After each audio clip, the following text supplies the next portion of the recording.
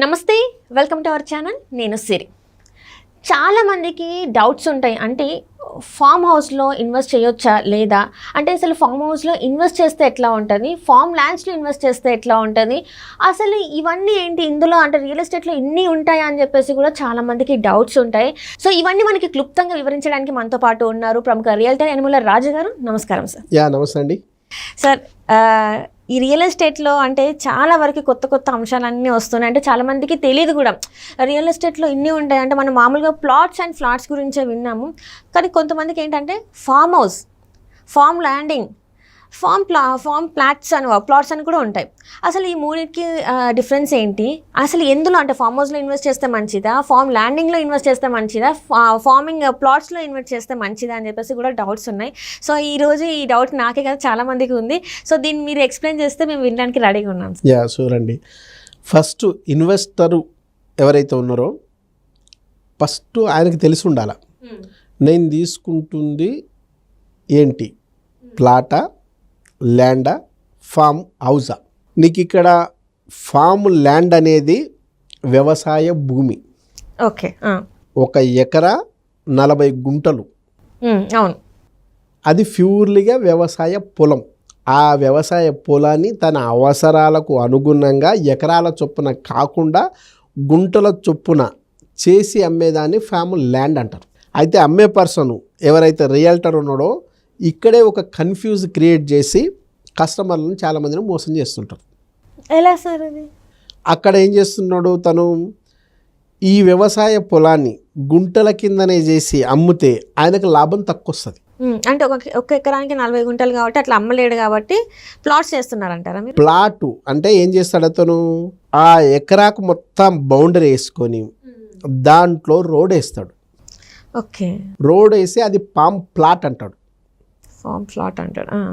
So మనకు కూడా ఏంది, మన కళ్ళు మనల్ని మోసం చేస్తుంటాయి.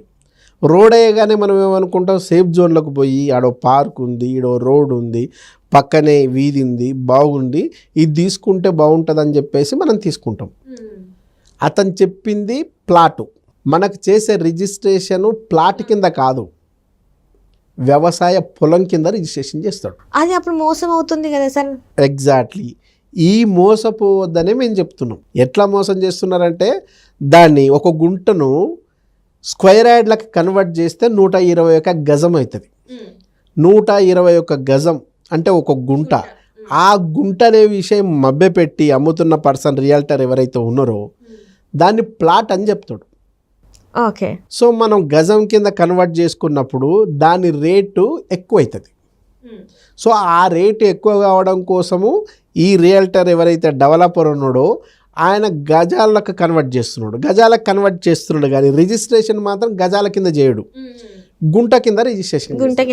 నీకు ఎంఆర్ఓ రిజిస్ట్రేషన్ చేస్తే గుంట, ఎస్ఆర్ఓ రిజిస్ట్రేషన్ చేస్తే గజం. దీన్ని మనం దృష్టిలో పెట్టుకోవాలా. సో మీకు గజాల కింద కన్వర్ట్ చేసి ఇచ్చిందనుకో, ఇది మోసం కాదు. అక్కడ రోడ్ వేసిండు, నీకు ల్యాండ్ కన్వర్షన్ చేసిండు, వ్యవసాయ పొలాన్ని నివాసయోగ్యమైన పొలంగా కన్వర్ట్ చేసి ఎన్ఏ సర్టిఫికెట్ తెచ్చిండు. ఇది మోసం కాదు. ఇది నువ్వు గుర్తుపెట్టుకోవాలా. లేదు, అతను ఎవరైతే అమ్ముతున్న పర్సన్ ఎవరైతే ఉన్నారో ఇది గుంటనే అని, వ్యవసాయ పొలమే అని చెప్పి మీకు అమ్మిండు అనుకోండి, అది కూడా మోసం కాదు. కానీ వ్యవసాయ పొలాన్ని ఇళ్ళ రూపంలో అమ్మడం మాత్రం మోసం. ఎగ్జాక్ట్లీ. దాన్ని మీరు తెలుసుకోవాలి. ఎవరైతే తీసుకోవాలనుకుంటే ఇన్వెస్టర్ ఉంటాడో ఆ ఇన్వెస్టర్ అర్థం చేసుకోవాలా, నాకు గుంట కింద అమ్ముతున్నాడా, గజాల కింద అమ్ముతున్నాడా. గజాల రేటు చెప్పి గుంట కింద రిజిస్ట్రేషన్ మోసమే కదా. ఈ మోసాన్ని మీరు అర్థం చేసుకోవాలా. ఎప్పుడైతే ఇంకా గుడ్డి గుర్తుగా ఏం పెట్టుకోవాలనుకుంటే, మీ ప్లాట్లో ఈ ప్లాట్ ఇప్పుడు ఎట్లా వదిలేస్తే పిచ్చి మొక్కలు పెరుగుతాయి, ఈ పిచ్చి మొక్కలకు బదులు నేను మంచి మొక్కలు పెంచుతున్నా, దీంట్లో ఎర్రచందనం వేస్తున్నా, శ్రీగంధం వేస్తున్నా, మల్బార్ చెట్లు వేస్తా, టేక్ చెట్లు వేస్తా, ఇవి కొట్టేసి అమ్మేస్తే కోట్లు వస్తాయి, నీకు 60 నాకు 40 అని చెప్తారు చూడు. ఆడేమన్నా మన బామ్మడిదా మనం బాగు చేయడానికి? 100% ఆయన సేల్స్ పెంచుకునే క్రమంలో మనకు చెట్ల నాటకం వాడుతున్నాడు అంటే డెఫినెట్గా అది ల్యాండ్ కన్వర్షన్ జరగలేదు, అది వ్యవసాయ పొలం కిందనే ఉంది. దాని గుంటల కింద అమ్ముతూ, గజాల కింద చెప్పుతూ రిజిస్ట్రేషన్ మాత్రం గుంటల్లోనే చేస్తున్నాడు అనే విషయాన్ని మీరు అర్థం చేసుకుంటే మోసపోవడానికి స్కోప్ ఉండదు. మీరు బాగా గుర్తుపెట్టుకోండి, చాలా వరకు మొక్కలు వేస్తున్నాడంటే అది ల్యాండ్ కన్వర్షన్ జరగలేదు. అట్లాగే మనం అనుకుంటాం, అవును ఎర్రచందనం వేస్తే బాగుంటుంది కదా, ప్రాఫిట్ వస్తుంది కదా, ఎప్పటికప్పుడే మనం ఇల్లు కట్టుకోం కదా అనుకుంటాం. అసలు ఎర్రచందనము ఈ 30 years ఇండస్ట్రీలో ఎవరన్నా ఇప్పటి వరకు అమ్మినరా? అసలు అమ్మడానికంటే లైసెన్స్ ఉండాలి కదా. ఎర్రచందనం ఇప్పుడు వేసి మేము మీకు ప్రాఫిట్ ఇస్తామన్నా కానీ చాలామంది కస్టమర్లు నిజం అనుకోని చెప్పేసి మోసపోయి తీసుకుంటున్నారు. ఇక్కడ మన దగ్గర ఏదైతే ఉందో మన ల్యాండ్ ఎర్రచందనానికి అసలు సపోర్ట్ చేయదు, సూట్ అవ్వదు, సపోర్ట్ చేయదు. అదే ఎందుకంటే మన తిరుపతిలో మాత్రమే వస్తుంది. తిరుపతి ఎక్కడైతే చేసేసలం అడవులు ఉన్నావో అక్కడ మాత్రమే వచ్చే అవకాశం ఉంది. మరి అట్లా అని చెప్పి చెట్టు వేరు కదా, చెట్టు పెరుగుతుంది కానీ దృఢంగా ఉండదు. దాంట్లో వచ్చే షాగ్ అనేది ఏదైతే ఉందో అది రాదు. అసలు మీకు 12 yearsలోనో 15 yearsలోనో కంపల్సరీ వస్తుందని చెప్తున్నారు కదా, 40 years వరకు అది రాదు. మనం చెప్తున్న లెక్కలు కాదు, అటవీ శాఖకు సంబంధించిన వాళ్ళు చెప్పే లెక్కలు. అప్పుడు వచ్చే షాగ మాత్రమే ఏదో కాస్త కూస్త పనికి వస్తుంది అనేది. కానీ ఇక్కడ చాలామంది ఏం చేస్తున్నారు, వాళ్ళ సేల్స్ పెంచుకోవడానికి 12 yearsలోనే డబల్ అయిపోతుంది, మనం కొట్టేసి అమ్మిస్తే దాదాపు లక్షలు కాకుండా కోట్లు వస్తాయి, దాంట్లో వచ్చే నీకు 60 నాకు 40 అని చెప్పి చెప్తున్నారు. చాలామంది తెలియని కస్టమర్లు కూడా ఏమనుకుంటారు అంటే నిజమే కదా, పిచ్చి మొక్కలు పెరిగిన దాంట్లో మంచి మొక్కలు వేసి ఆయన ప్రాఫిట్ ఇస్తా అంటే మంచిదే కదా అనుకోవడంతో పాటు నాకు 60 కాదు, నీకు 40 కాదు, నువ్వు 30 తీసుకో, నాకు 70 అని చెప్పేసి బేరాలు ఆడుతున్నారు. దీన్ని ఏమంటారు అంటే మూలాలు వదిలేసి దూలాలు పట్టుకొని ఏలాడడం అంటే ఇది. అసలు కాన్సెప్టే తప్పనే విషయం నువ్వు మర్చిపోయి రేపేదో వస్తుంది అనుకొని ఆశపడితే తప్పు లేదు, అత్యాశకు పోయి నువ్వు వాడు ఇన్వెస్ట్మెంట్ చేస్తే ఆ ఇన్వెస్ట్మెంట్ నీకు ప్రాఫిటబుల్ కాదు. ఇంకా నీకు ఎందుకంటే ఆల్రెడీ నువ్వు చెట్లు వేసినావు, ఆ చెట్లను కొట్టలేవు, అప్పటి వరకు నువ్వు తీసుకున్న ప్లాట్ అమ్ముకోలేవు, డెడ్ ఇన్వెస్ట్మెంట్ లాగా మారే అవకాశం ఉంటుంది. కాబట్టి క్లారిటీగా నువ్వు తీసుకునేటప్పుడు ఏ ఉద్దేశంతో తీసుకుంటున్నావు, బీ ప్రాక్టికల్. రేపటికి నీ కూతురు మ్యారేజ్కి ఇది పనికొస్తుందా రాదా, లేదా నీ కొడుకు చదువుకు అనుకుంటే ఇది పనికొస్తుందా లేదా, రేపు నువ్వు ఇది కొట్టేసి మళ్ళీ ఇల్లు కట్టుకోవాలనుకుంటే సాధ్యమవుతుందా కాదా, ఈ లెక్కలన్నీ బీ ప్రాక్టికల్గా ఉండేటట్టు ప్లాన్ చేసుకుంటే నీకు అది ఆదుకునేటట్టు ఉంటుంది.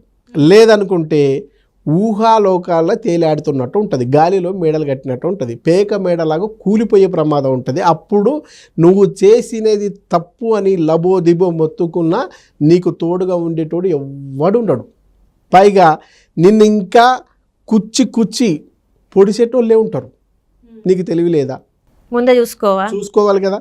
ఆ రోజు నేను చెప్పిన అయినా నువ్వు విన్నవా అని వైఫ్ కూడా తిడుతుంది. కాబట్టి తీసుకునేటప్పుడు జస్ట్ ఒక పెన్ను తీసుకుంటే కూడా మనం ఎంత ఆలోచిస్తాం, అది సరిగా రాస్తుందా లేదా, నా షర్ట్కి మ్యాచ్ అవుతుందా లేదా, ఈ పెన్ అసలు పడుతుందా అని సిగ్నేచర్ పెట్టి క్రాస్ చెక్ చేసుకుంటావు.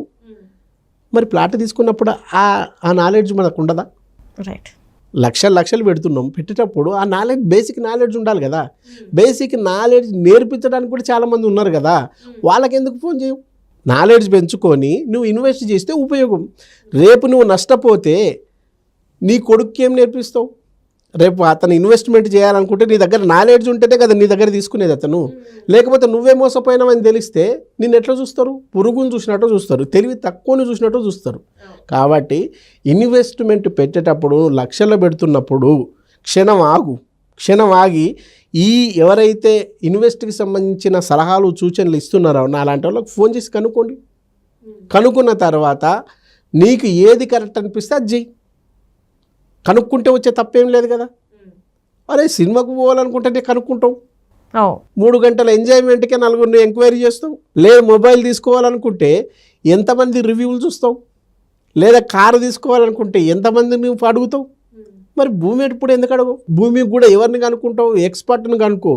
నీ పక్కన ఉన్న ఫ్రెండ్ని కనుక్కోకు.